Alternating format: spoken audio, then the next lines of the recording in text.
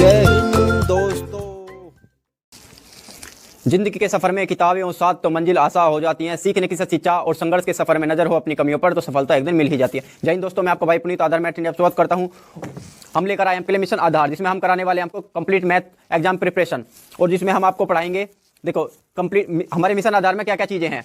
Mission आधार में हम 6 से लेकर 8 तक, 9 से लेकर 12 तक और बीकॉम और एमकॉम के कंप्लीट मैथ बुक सॉल्यूशन के साथ साथ कंप्लीट एग्जाम प्रिपरेशन भी कराएंगे। और जिसमें हम आपको पढ़ाने वाले हैं complete NCERT math book solution with exercise के साथ, और अनसॉल्व्ड पेपर और 10 ईयर्स प्रीवियस ईयर्स पेपर और मोस्ट एक्सपेक्टेड क्वेश्चंस के साथ हम पूरी तैयारी आपको कराएंगे।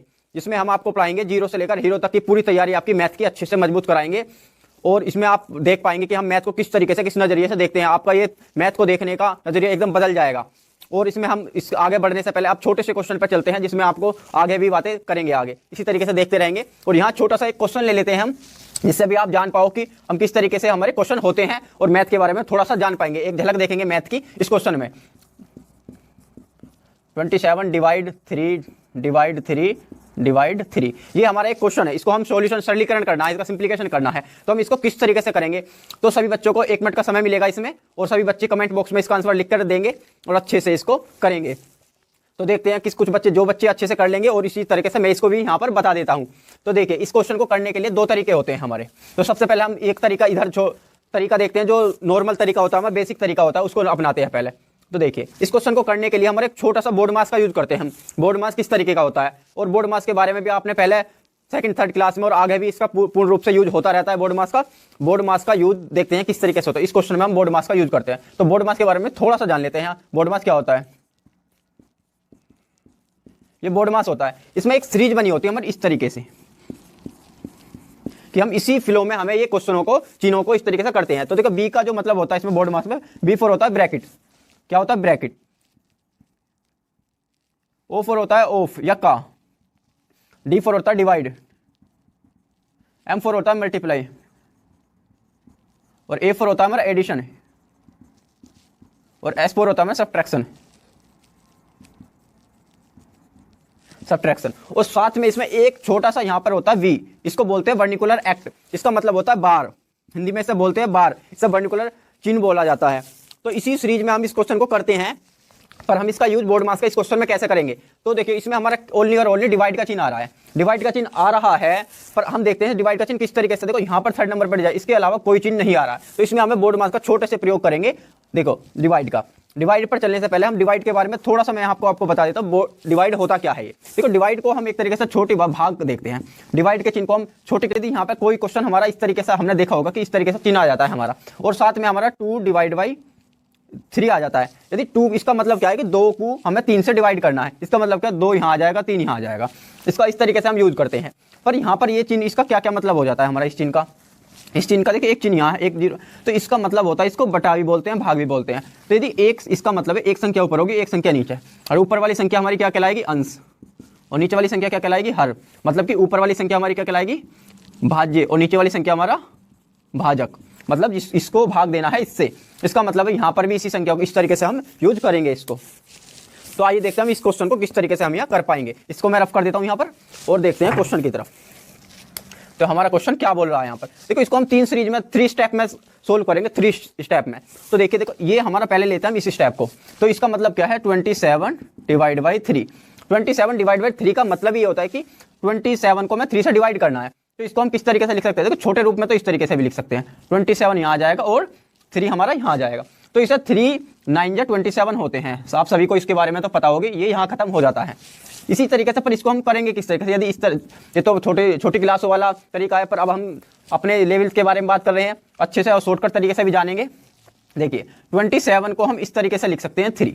तो 27 को हमें डिवाइड करने का सबसे आसान और सिंपल तरीका ये होता है कि 3 से 27 को डिवाइड करना है। किस तरीके से करेंगे, 3 9 या 27, सिंपल तरीके से कट गया है, ये आ जाता है 9। 9 जो आ रहा है हमारा, अब इसको चलता है हम 2nd स्टेप की तरफ। ये 9 आ रहा है, और यहाँ पर हमारा कौन सा चिन्ह बचा हुआ है, एक डिवाइड और एक 3।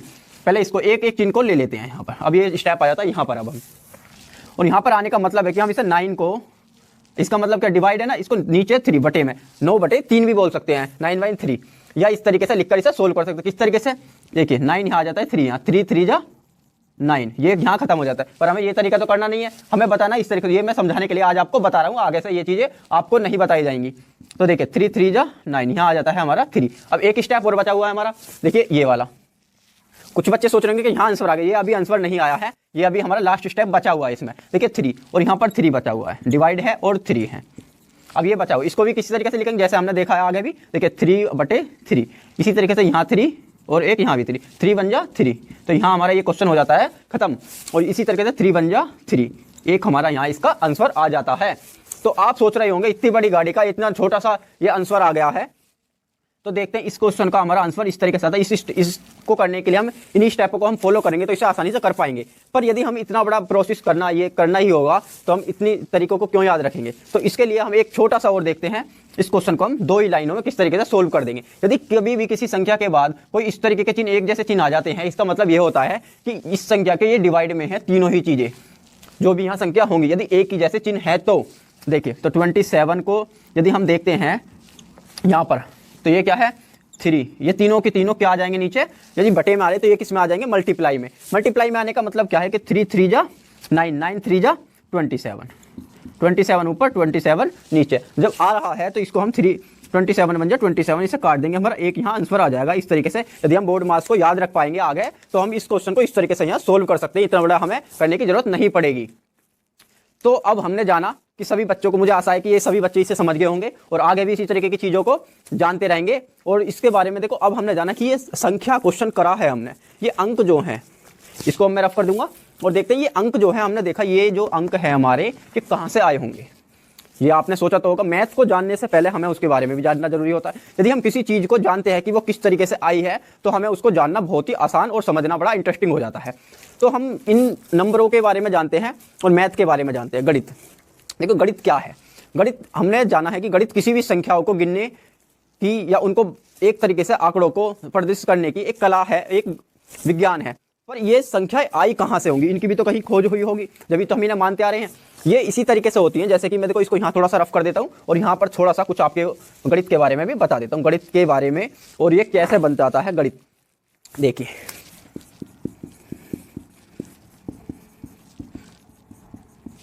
मैथ जो है हमारा ये देखिए इन संख्याओं के ऊपर डिपेंड करता है पूरी तरीके से।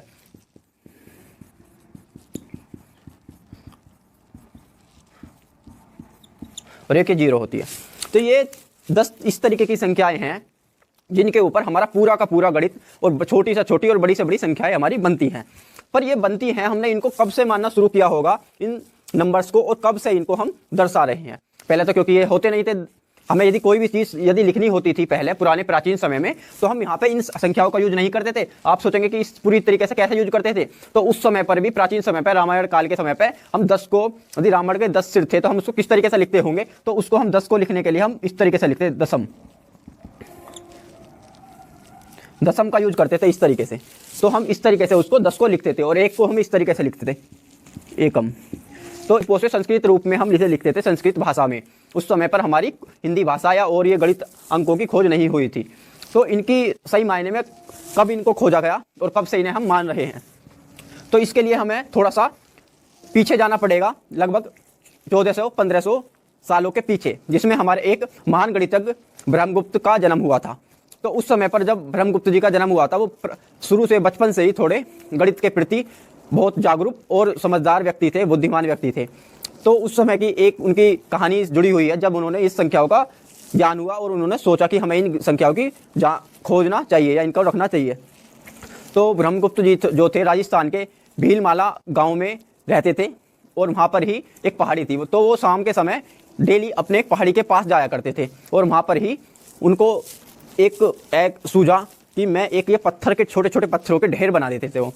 तो वहाँ काफ़ी सारे उन्होंने ढेर बना दिए और उन्होंने देखा कि अब शाम हो गई। वो घर जाते हैं और फिर उसी समय कल वहाँ पर आते हैं तो वो देखते हैं उन पत्थरों के ढेर में कुछ पत्थर वहाँ कम मिलते हैं उन्हें। तो वो सोचते हैं कि ये पत्थर कम हुए हैं, पर उनको ये नहीं पता होता कि कौन से पत्थर कम हुए हैं। इसको जानने के लिए उन्होंने सोचा कि मैं क्यों ना इनकी संख्याओं, इन पत्थरों पर कोई चिन्ह अंकित कर दूं जिससे मैं इनको आगे से जान पाऊं। यदि मेरे कोई पत्थर कम हुए हैं तो इनको मैं जान पाऊंगा। तो उन्होंने इसके लिए, मैं बता देता हूं, इसके लिए उन्होंने कुछ संख्याओं को, कुछ नंबर्स को अपने रूप में माना। उन पत्थरों को किस तरीके से माना था उन्होंने, तो देखिए, तो उन्होंने एक काम इस तरीके से किया कि उन्होंने काफ़ी सारे ढेर में पत्थर थे, इस तरीके से,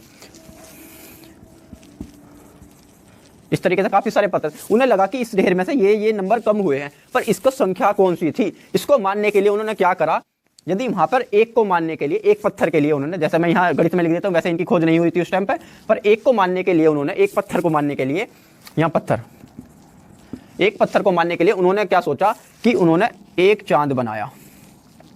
क्या बनाया? एक चांद।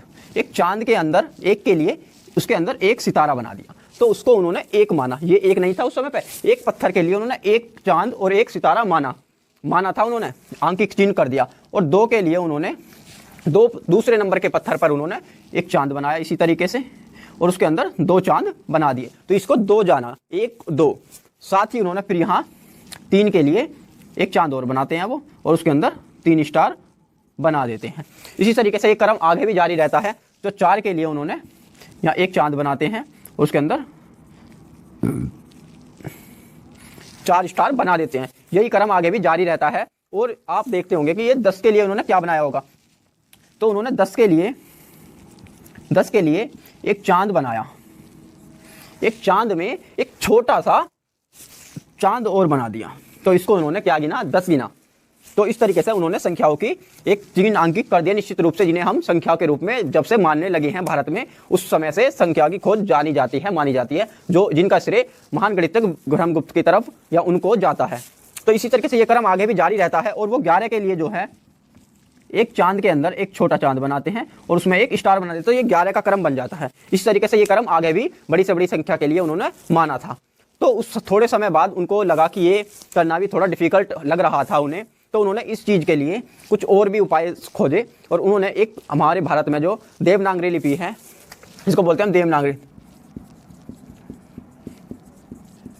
देवनागरी लिपि में हमारी गिनतियाँ के बारे में आप शायद जानते भी हो, उस समय पर उनकी खोज हुई थी। और जो हमारे बड़े बूढ़े और हमारे सीनियर रह चुके हैं, हमारे माता पिता या हमारे बड़े भाई बहन या हमारे टीचर, वो हमारी गिनतियों को ही हमें सिखाया था उन्होंने, और गिनतियों से ही हमारे इस तरीके से हमारी गिनती स्टार्ट हो गई थी। एक निश्चित रूप से हमने उन्हें मानने लगे थे। तो गिनतियाँ जो थी वो हमारी किस तरीके की लिखी जाती थी, जो आपने देखा होगा हमारे वाहनों जैसे कि गाड़ी, बाइक और पुरानी जो किताबें हैं उनमें गिनतियों में संख्या लिखी होती है, जिनको हम पढ़ नहीं पाते क्योंकि हमें उनका ज्ञान होता ही नहीं है, और आजकल उन्हें स्कूलों में भी नहीं बताया जा रहा है। तो मैं उसके बारे में छोटे से रूप में आपको उसके झलक भी दिखा देता हूँ कि गिनती कैसी होती थी, गिनती जो थी वो कैसी होती। तो मैं यहाँ पर लिख देता हूँ 10 तक की गिनती कैसी होती थी। तो देखो, एक इकाई के लिए मैं पहले यहाँ पर 1 2 3 लिख देता हूँ, उसमें आप अच्छे से जान पाओगे। ये 10 तक की गिनती हो जाती है हमारी। 10 तक के लिए एक के लिए हमने क्या लिखा? 1 को 1 इकाई बोला हमने, 2 को 2 इकाई बोला, 3 को 3 इकाई बोला, 4 को हमने यहाँ पर जो बोला था, 4 को हमने इस तरीके से 4 इकाई बोला, 4 को इस तरीके से लिखा जाता था, और 5 को हमने इस तरीके से 5 लिखा गया, 5 इकाई। 6 को हमने 6 इकाई इस तरीके से लिखा गई हमारी, 6 हम इस तरीके से लिखते थे 6 इकाई। और 7 इकाई को जो लिखा हमने, 7 इकाई को इस तरीके से 7 इकाई। और 8 इकाई को जो लिखा था हमने यहाँ पर, 8 इकाई को इस तरीके से। और 9 इकाई को भी इसी तरीके से हमने यहाँ पर लिखा, इस 9 इकाई। और 10 की इकाई को इस तरीके से हमने लिख दिया। इसी तरीके से हमारी ये गिनती चालू हो गई थी पूर्ण रूप से। इनको ही हम देखते हैं। यदि हमें कोई संख्या लिखनी होती थी तो हम इन संख्याओं का वो लिखकर उनको प्रमाणित रूप से माना जाता था। पर उस समय पर ये जीरो जो थी ना, जीरो, इसके जीरो के बारे में मैं आपको अलग से अगली क्लास में बताऊंगा। ये जीरो हमारी अलग से खोज हुई है इसकी, ये ब्रह्मगुप्त ने नहीं की थी। इसके बारे में भी मैं आप बता दूं, कभी आप ये सोचो कि जीरो की खोज भी ब्रह्मगुप्त जी ने की थी। तो उस समय पर, ब्रह्मगुप्त के समय पर भी 10 के लिए 10 हिंदी में ही लिखा जाता था इस तरीके से, ठीक है ना। तो ये आप ध्यान रखना, कभी ये सोचो कि जीरो भी इन्होंने ही खोजी थी, इनके लिए आर्यभट्ट ने खोजी थी, जिसके बारे में मैं आगे आपको बताऊंगा। तो देखिए, इस तरीके से हमारी गिनती की खोज भी हो चुकी थी। ये इस तरीके से ये संख्या थी, ये तो आगे धीरे धीरे आने वाले समय पर जैसे हमारा समय बढ़ता गया, और एक जो 2 वैज्ञानिक थे उसी समय पर, 1498 की बात है, 1498 में हमारे जो 2 मित्र थे जो खोज पर निकले थे, उसमें से एक जो थे, जो वास्को डी गामा नाम था जिनका, वास्को डी गामा, और एक थे कोलंबस। ये 2 वैज्ञानिक, महान वैज्ञानिक थे। वास्को डी गामा थे जो पानी समुद्र के रास्ते हमारे गुजरात राज्य जो पड़ता है हमारा, गुजरात राज्य के एक बंदरगाह, कालीकट बंदरगाह पर आए थे, जो सबसे पहले जो विदेशी आए थे, जिन्होंने हमारे भारत की खोज की थी, और जिन्होंने भारत को पूरे विश्व भर में पश्चिमी देशों को बताया था कि वहाँ पर भी एक भारत नाम का एक प्रायद्वीप भारत है, जो देश पूर्ण रूप से एक सोने की चिड़िया के रूप में जाना, जिसके पास काफ़ी सारी संपदा, सोना चांदी और बहुत सी संपदाएं हैं। वो एक अच्छा देश है, जिसे उन्होंने सोने की चिड़िया के रूप में अपने देशवासियों को बताया था।